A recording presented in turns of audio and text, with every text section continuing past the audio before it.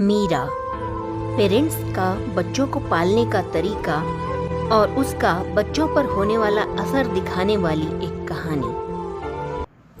ये कहानी मेरी, आपकी, सबकी है। कभी न कभी आपने भी अपने जीवन में इस कहानी का कोई पार्ट जरूर जिया होगा। अगर ऐसा लगे तो वहीं पर कहानी को तुरंत लाइक और चैनल को सब्सक्राइब कीजिएगा। तो चलिए कहानी शुरू करते हैं। एक बार की बात है, एक छोटे से शहर में मीरा नाम की एक बच्ची रहती थी। उसके माता पिता हमेशा यही कहते थे कि हम बेटा या बेटी में भेद नहीं करते। वह उसे भी अच्छी तरह पालने की कोशिश कर रहे थे। बच्चों की ऑब्जर्वेशन पावर बहुत स्ट्रांग होती है। ऑब्जर्वेशन से ही वो आसपास के लोगों की तरह उठना बैठना, बोलना, तौर तरीके, कार्यकलाप, यहाँ तक कि उनकी तरह सोचना भी सीख जाते हैं। मीरा भी अपने परिवार की महिलाओं का अनुकरण कर रही थी। उसकी माँ और दादी का जीवन परिवार की देखभाल के लिए समर्पित था। मीरा की दादी अक्सर अपने टाइम की कहानियां सुनाया करती थी कि परिवार के प्रति समर्पण, सेवा के कार्य कितने सम्मानित हैं। मीरा और कोई नहीं बल्कि मैं हूँ, आप हैं जो इस समय इस कहानी को सुन रहे हैं या पढ़ रहे हैं। अपने बड़ों को देखते देखते 5-6 साल की होते होते मीरा के अवचेतन मन में स्त्री जाति की यही इमेज बस गई थी। मीरा बहुत तीव्र बुद्धि और मेहनती बच्ची थी। स्कूल जाने में तो वो बहुत ही खुश होती थी। घर आकर के अपना होमवर्क और पढ़ाई खुद से ही कर लेती थी। अपना रूम अरेंज करने के बाद फिर माँ के पीछे पीछे लगी रहती थी। भाई की तरह कभी बाहर जाकर खेलने की जिद उसने नहीं की। कभी कभी मन मचल जाता तो माँ ने जो टाइम लिमिट दी है उसी में वो वापस आ जाती थी। वो भी घर से ज्यादा दूर नहीं जाती थी। माँ आटा गूंथती तो वो उसमें हाथ डाल देती थी। माँ पानी भरती तो वो भी पानी में खेलने लगती थी। इस तरह धीरे धीरे घर के कार्यों में एक्सपर्ट बनती हुई वो बड़ी हो रही थी। बेटा विकास कभी आटे में हाथ डालता तो माँ टोक देती, चल जा यहाँ से, परेशान मत कर, अपना काम कर जाके। कभी माँ उसे काम सिखाना भी चाहती तो दादा दादी टोक देती, हाँ अब तू इसे ऐसे ही काम करवाना। इस तरह दोनों बच्चे एक ही घर में अलग अलग मानसिकता को एडॉप्ट करके बड़े हो रहे थे। मजे की बात तो यह है कि यह सब नेचुरली और अनकॉन्शियसली हो रहा था। माँ बाप, दादा दादी और यहाँ तक कि बच्चे भी यही समझते थे कि हमारे घर में लड़का लड़की में कोई भेदभाव नहीं होता। सबको पढ़ने बढ़ने का मौका दिया जाता है।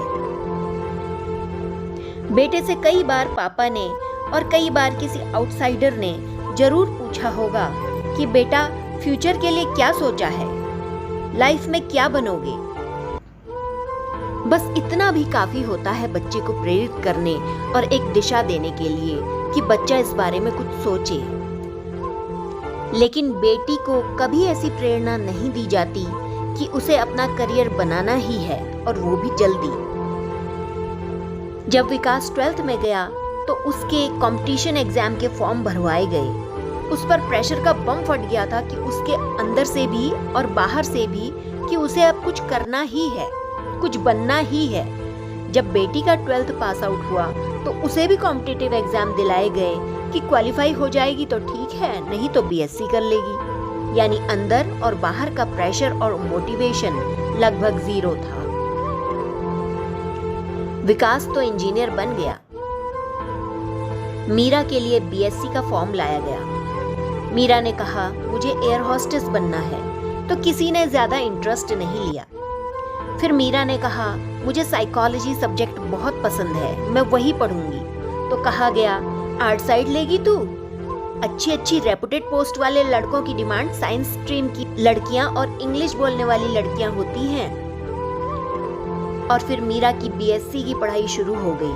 पढ़ने में वो होशियार थी ही। जब उसकी अच्छी परसेंटेज आती तो माँ बाप भी खुश हो जाते, और माँ बाप को खुश देखकर वो भी खुश हो जाती कि पेरेंट्स मुझे कितना प्यार करते हैं। वक्त का परिंदा बड़ी तेजी से उड़ गया। इधर मीरा की एमएससी पूरी हो गई, उधर उसके बड़े भाई विकास की जॉब को भी 3-4 साल हो गए। अतः माता पिता ने बड़ी धूमधाम से विकास का विवाह किया।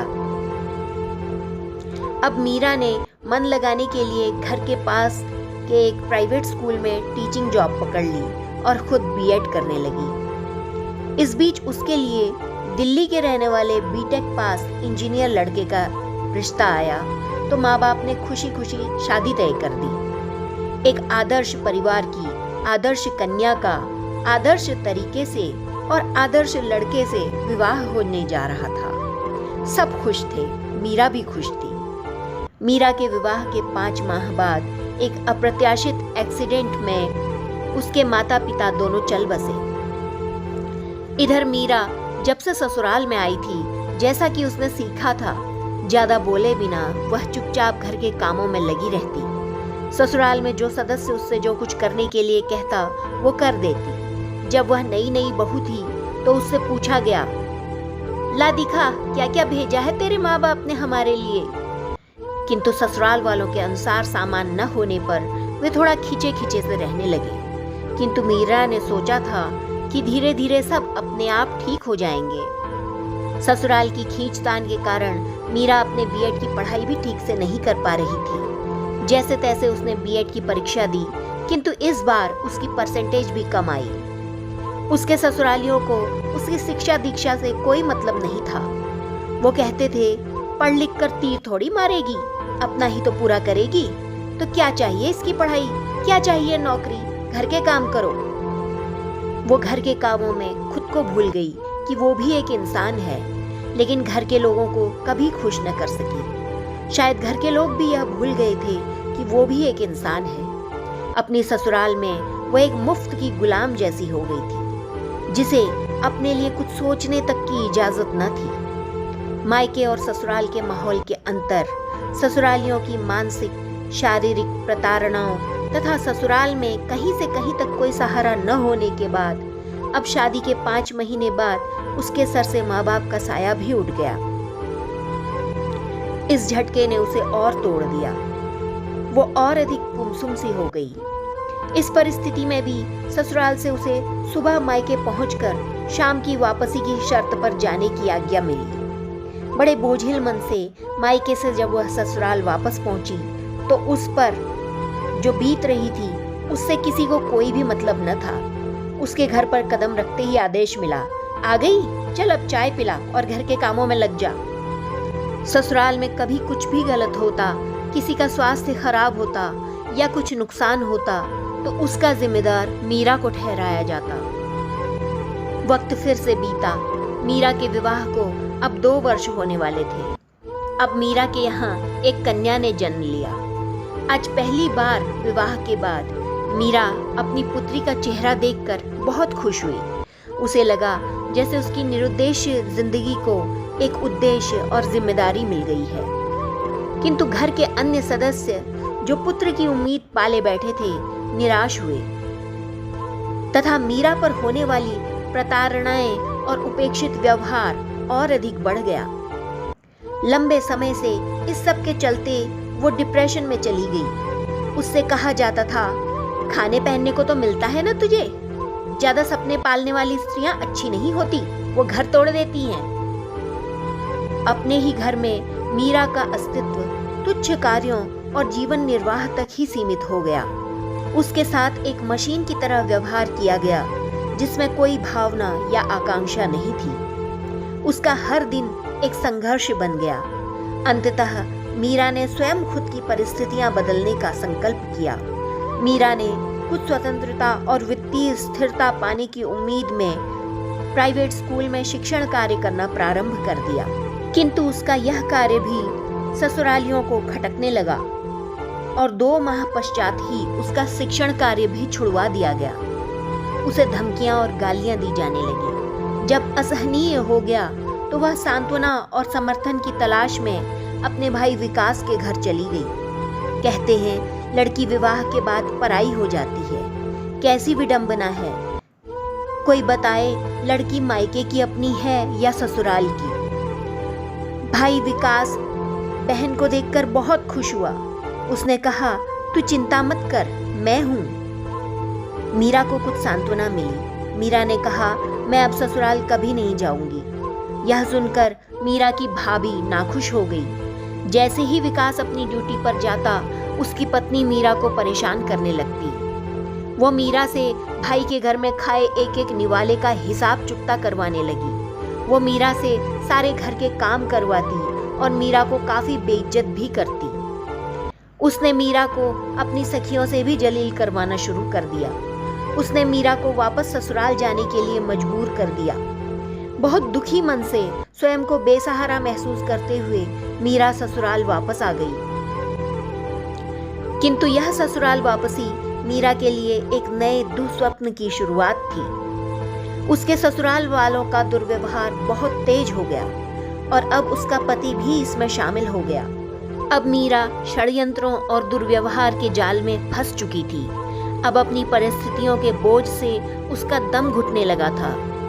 हर बीतते दिन के साथ उसके सामने विकल्प कम होते गए। सरकारी नौकरी के लिए भी अब वह ओवरएज होने वाली थी। 6-7 साल इसी प्रताड़ना में कैसे निकल गए पता ही नहीं चला। इतने लंबे समय तक उसका हर सेकंड आंसुओं से भीगा हुआ बीता था। वह सुध-बुध खो बैठी थी। वह सब कुछ भूल जाती थी। उसे सब अधपगली, मूर्ख, भुलक्कड़ कहने लगे थे। अब उसे कोई राह न सूझी तो उसके मन में आत्महत्या के विचार आने लगे। उसने गहरी सोच में स्वयं से प्रश्न किया, अब मेरे पास कौन सा रास्ता बचा है?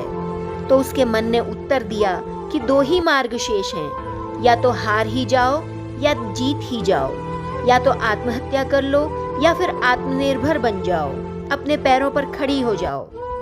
तो उसने अपने भाग्य से लड़कर आत्मनिर्भर बनने का फैसला चुना। वह महिला सशक्तिकरण का समर्थन करने वाले संगठनों से मार्गदर्शन व सहायता लेने पहुंची। उनकी मदद से मीरा ने सिलाई कढ़ाई सहित विभिन्न व्यावसायिक क्षेत्रों में कौशल प्राप्त किया। मीरा ने अपने दर्द को दृढ़ संकल्प में बदल लिया था। अपनी ऊर्जा को उसने अपने लिए एक नया जीवन बनाने में लगा दिया।